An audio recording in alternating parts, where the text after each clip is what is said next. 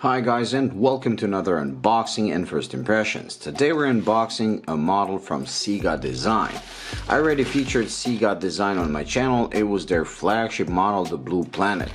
And that watch blew me away with the very revolutionary way of telling time and the way it was built. It was really a well-made watch.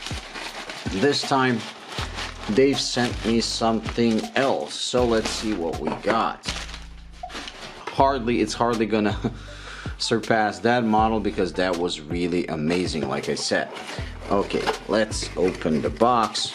It's the regular Ciga Design box with the book, which imitates the book. So let's open it.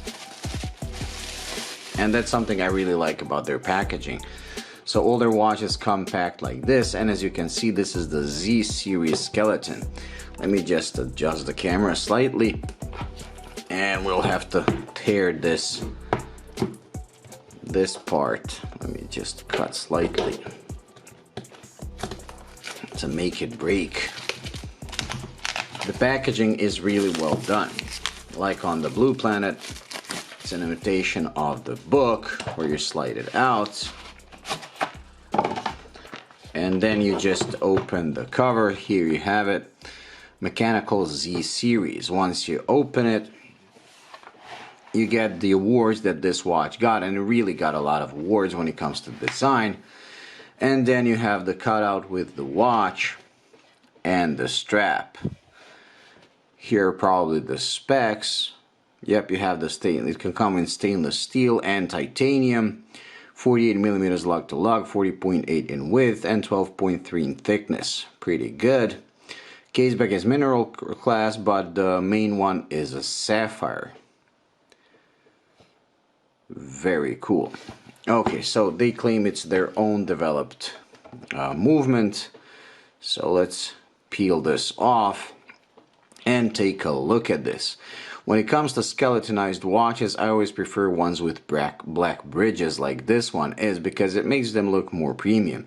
When you have those silver bridges, it kind of looks cheap. Very cool. And as you can see, you have this cutout, so the case looks like it's suspended between these, although it's not. And you have these screws which look like they're really screwed in. Here's the movement. It's decorated, the rotor is decorated, but pretty basically.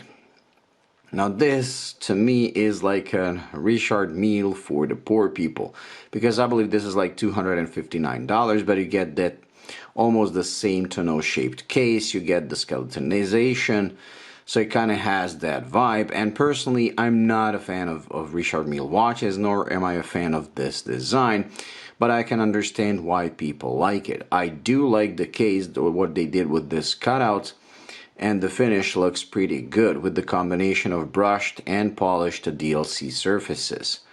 Very cool. The crown guards are done like some kind of faux buttons that you would get on a chronograph. Not sure if I like that.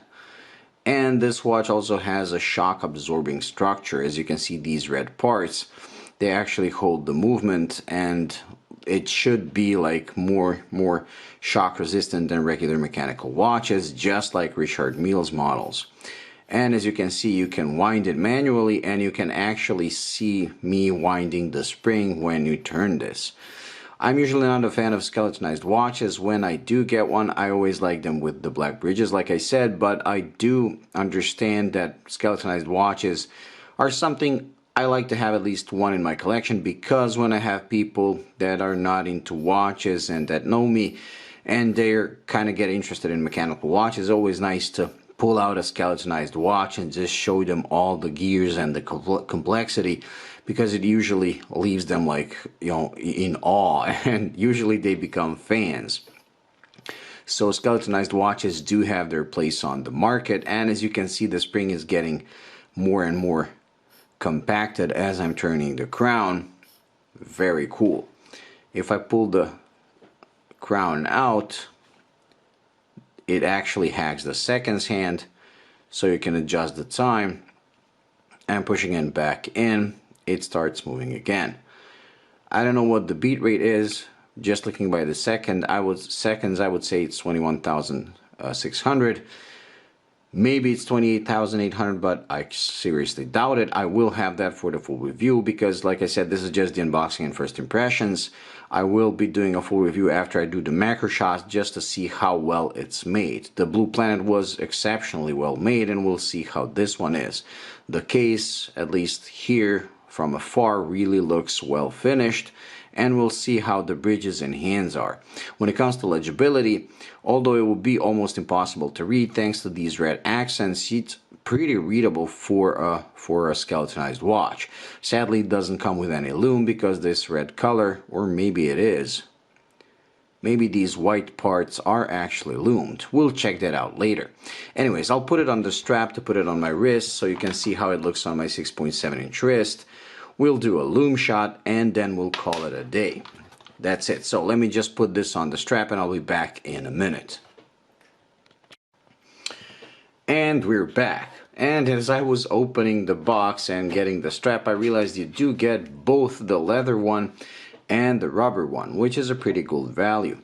I prefer this on a rubber one because it does look a bit sportier, and the strap itself is pretty cool with this unique hexagonal pattern on the top, which is pretty, you can really feel it. So it's a lot of, let's say, 3D effect, and you have this finer and slightly less pronounced pattern on the back. So let me just put this on my wrist and we'll see how it looks. But given the specs, it should look okay. Maybe slightly on the large side, but not too big.